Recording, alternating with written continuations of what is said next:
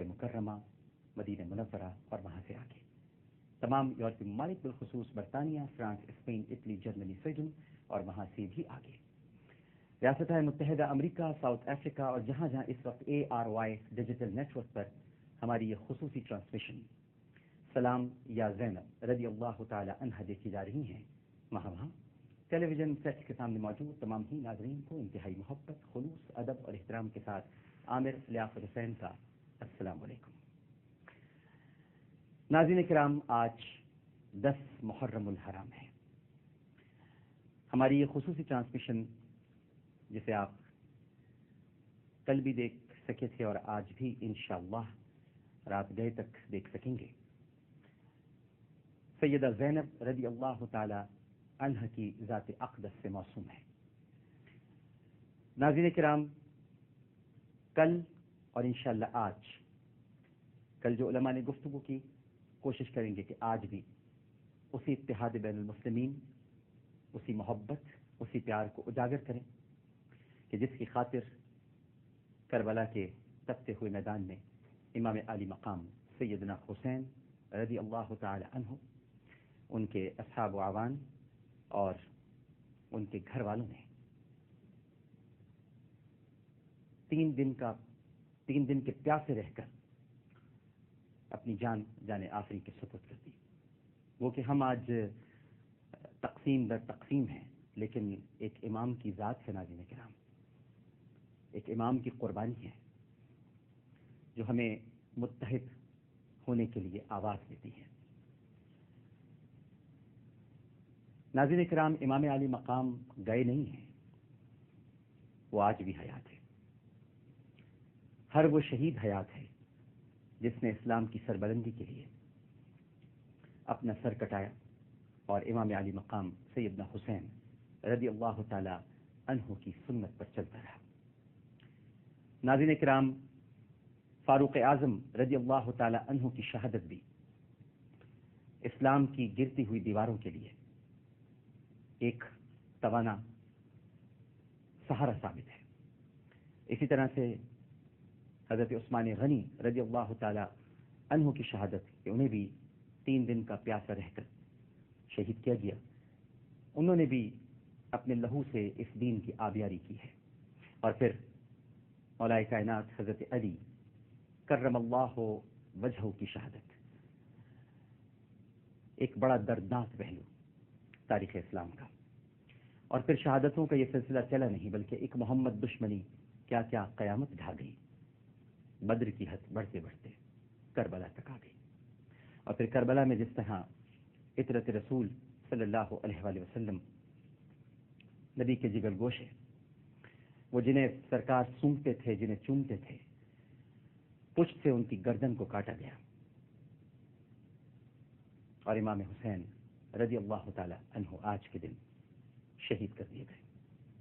نہ صرف وہ شہید ہوئے بلکہ ان کے وہ اہل خانہ کہ جو مدینہ منورہ سے جب نکلے تھے تو محمد حنفیہ کو یقین تھا کہ واپس سب کے سب ویسے ہی آئیں گے جیسے گئے ہیں، لیکن جب یہ لٹا پٹا قافلہ اسیری کے ایام کاٹ کر مدینہ منورہ پہنچا تو عابد بیمار امام زین العابدین کے ساتھ نہ عباس علمدار تھے، نہ علی اکبر، نہ محمد، نہ اون، نہ شہزادہ قاسم اور نہ ہی ننا علی اصغر، نہ ان کے ساتھ حضرت امام حسن کے صاحبزادے ابو بکر تھے، نہ ان کے ساتھ عمر تھے، نہ ان کے ساتھ عثمان تھے۔ اور یہ دیکھ کر محمد حنفیہ غش کھا کر گر پڑے۔ یہ محمد حنفیہ ناظرین کرام حضرت علی کرم اللہ وجہہ کے وہی قابل فخر سپوت ہیں جن پر مولا کائنات کو بڑا ناز ہے۔ 2 بچوں پر بڑا ناز ہے، ایک تو عباس پر اور ایک محمد حنفیہ پر۔ حسنین کریمین تو مولا کائنات سیدنا علی کرم اللہ وجہہ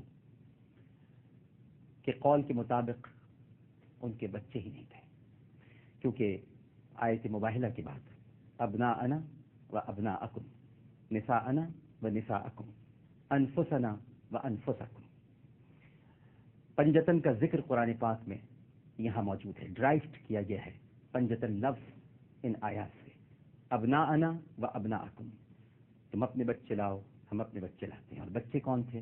رسول کی چادر میں حسنین کریمین، اور اس دن سے ہی حسنین کریمین کو فرزند رسول صلی اللہ علیہ وآلہ وسلم کہا جاتا ہے۔ نساءنا و نساءکم، اور کون نساء تھی؟ سیدۃ النساء اہل جنہ، انفسنا و انفسکم، نفس کون تھا؟ علی کرم اللہ وجہہ۔ تو ناظرین کرام، یہ جو محمد حنفیہ ہیں، سیدنا ابو بکر صدیق رضی اللہ تعالی عنہ نے جب جھوٹے نبی کا خاتمہ کیا، ختم نبوت کی حفاظت کا ذمہ اٹھایا، اور ختم نبوت کی پاسداری سب سے پہلے سیدنا ابو بکر صدیق رضی اللہ تعالی عنہ نے کی، اور ان کے بعد پھر امام علی مقام سیدنا حسین رضی اللہ تعالی عنہ تک یہ سلسلہ پہنچا، اور اب تک ختم نبوت کی حفاظت کے لیے یہ سلسلہ جاری و ساری ہے۔ اور جب مسیلمہ کذاب کو قتل کیا گیا، اس کا قبیلہ حنفیہ تھا، اور اس جنگ کے بعد سیدنا ابو بکر صدیق رضی اللہ تعالی عنہ نے مولا کائنات حضرت علی کرم اللہ وجہہ کی خدمت میں ایک خاتون بھیجی جو اس قبیلے سے تھی، اور انہی کے بطن سے محمد پیدا ہوئے، جن کو محمد حنفیہ کہا جاتا ہے۔ محمد حنفیہ عباس، حسین، حسن۔ ناظرین کرام، اب 3 بچے تو نہیں رہے، محمد حنفیہ ہیں، اور جیسے ہی محمد حنفیہ نے امام زین العابدین کو تکلیف سے کراہتے ہوئے چلتے ہوئے دیکھا، کیونکہ وہ اس وقت کرا رہے تھے کہ جب آپ نے ان کو سینے سے لگایا، دلاسا دینے کی کوشش کی، تو عابد بیمار نے کہا کہ چچا جان زیادہ زور سے نہ بھیجیے، کہ اب بھی پیٹھ پر زنجیروں کے نشان ہیں، توق کا درد اب بھی گلے میں محسوس کرتا ہوں، پاؤں اٹھتے ہوئے لڑکھڑاتے ہیں کیونکہ بیڑیاں پہنا کے رکھا گیا تھا۔ اس وقت محمد حنفیہ کو اپنے بابا جان کا خطبہ یاد آیا۔ میں آپ کو اس خطبے کے چند اقتباسات سناتا ہوں۔ حضرت علی کرم اللہ وجہہ کا خطبہ، جو آپ نے بیعت کے بعد مدینے میں جب آپ کی بیعت ہوئی تو آپ نے فرمایا، آپ نے ارشاد فرمایا، میں اپنے قول کا ذمہ دار اور اپنے قول کی صحت کا ضامن ہوں۔ جس شخص کو اس کے دیدہ عبرت نے گزشتہ عقوبتیں واضح طور سے دکھا دی ہوں، اسے تقوی شبہات میں اندھا دھند کودنے سے روک لیتا ہے۔ تمہیں جاننا چاہیے کہ تمہارے لیے وہی ابتلاءات پھر پلٹ آئے ہیں جو نبی کریم صلی اللہ علیہ وآلہ وسلم کی بعثت کے وقت تھے۔ اس ذات کی قسم جس نے رسول کو حق و صداقت کے ساتھ بھیجا، تم بری طرح تہوبالا کیے جاؤ گے، اور اس طرح چھاٹے جاؤ گے جس طرح چھلنی سے کسی چیز کو چھانا جاتا ہے، اور اس طرح خلط ملط کیے جاؤ گے جس طرح چمچے سے ہنڈیا، یہاں تک کہ تمہارے ادنا اعلیٰ اور اعلیٰ ادنا ہو جائیں گے۔ جو پیچھے تھے آگے بڑھ جائیں گے، اور جو ہمیشہ آگے رہتے تھے وہ پیچھے چلے جائیں گے۔ خدا کی قسم، میں نے کوئی بات پردے میں نہیں رکھی، نہ کبھی کذب بیانی سے کام لیا۔ مجھے اس مقام اور اس دن کی پہلے ہی سے خبر دی جا چکی ہے۔ معلوم ہونا چاہیے کہ گناہ ان سرکش گھوڑوں کی مانند ہیں جن پر ان کے سواروں کو سوار کر دیا گیا ہو، اور باگیں بھی ان کی اتار دی گئی ہوں، اور وہی لے جا کر انہیں دوزخ میں پھاند پڑیں۔ اور تقوی رام کی ہوئی سواریوں کے مانند ہیں جن پر ان کے سواروں کو سوار کیا گیا ہو، اس طرح کے باغیں ان کے ہاتھ میں دے دی گئی ہوں، اور وہ انہیں بااطمینان لے جا کر جنت میں اتارتے ہیں۔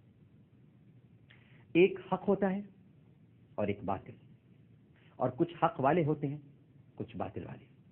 اب اگر باطل زیادہ ہو گیا تو یہ پہلے بھی بہت ہوتا رہا ہے، اور اگر حق کم ہو گیا تو بسا اوقات ایسا ہوا ہے، اور بہت ممکن ہے کہ وہ اس کے بعد باطل پر چھا جائے۔